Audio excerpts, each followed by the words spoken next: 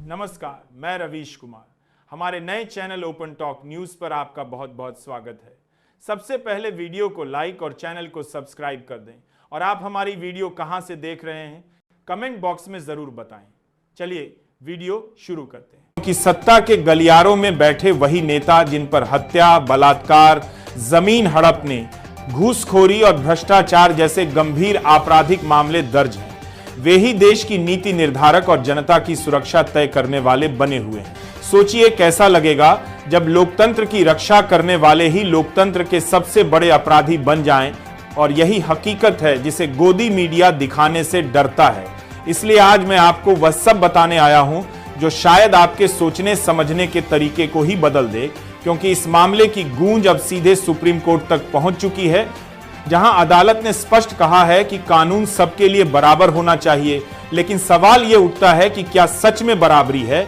जब मामूली सरकारी कर्मचारी पर रिश्वत या भ्रष्टाचार का आरोप लगे तो उसकी नौकरी चली जाती है, जेल की राह तय हो जाती है।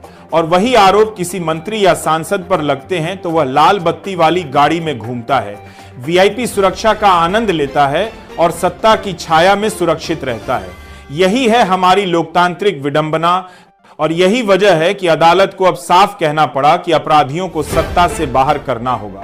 दोस्तों, एसोसिएशन फॉर डेमोक्रेटिक रिफॉर्म्स यानी ईडी की रिपोर्ट ने मोदी कैबिनेट की पोल खोल दी है, जिसमें 70 मंत्रियों में से लगभग 28 मंत्री यानी करीब 33% मंत्री आपराधिक मामलों में फंसे हुए हैं, जिनमें हत्या, बलात्कार, महिलाओं और बच्चों के खिलाफ अपराध, जमीन हड़पने और सांप्रदायिक नफरत फैलाने वाले बयान शामिल हैं। और सोचिए उस देश की कानून व्यवस्था कैसी होगी जिसकी कैबिनेट ही अपराधियों से भरी हो। यही कारण है कि विपक्ष जोर जोर से नारे लगा रहा है, चाल, चरित्र, चेहरा पूछ रहा है, जनता के सामने सच रखने का प्रयास कर रहा है।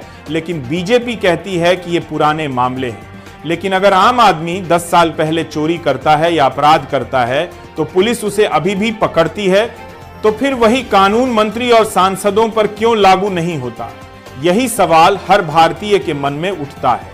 सुप्रीम कोर्ट की सुनवाई में जस्टिस मनमोहन और जस्टिस दीपांकर दत्ता की बेंच ने केंद्र सरकार से पूछा कि जब मामूली सरकारी कर्मचारी के खिलाफ केस दर्ज होते ही उसकी नौकरी चली जाती है तो मंत्री क्यों बच जाते हैं? क्या वे राजा हैं? क्या लोकतंत्र में दो तरह के कानून होंगे, एक आम जनता के लिए और दूसरा सत्ता के मालिकों के लिए? और सरकार का जवाब वही पुराना, यह विधायिका का मामला है, कोर्ट इसमें दखल न दे। यानी जिसकी लाठी उसकी भैंस, सत्ता हमारी और कानून भी हमारा।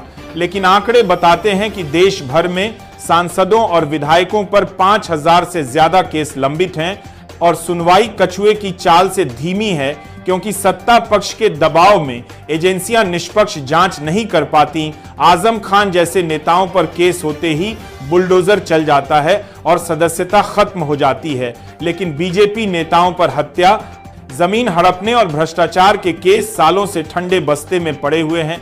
यही वजह है कि नौजवान राजनीति से मोह भंग कर रहे हैं, क्योंकि अपराधियों को टिकट मिलता है और वे मंत्री बन जाते हैं। राजनीति अपराधियों की शरणस्थली बन चुकी है। इस पूरी रिपोर्ट पर आपकी क्या राय है? जो भी राय हो कमेंट बॉक्स में जरूर बताएं। और फिलहाल मुझे दीजिए इजाजत। नमस्कार।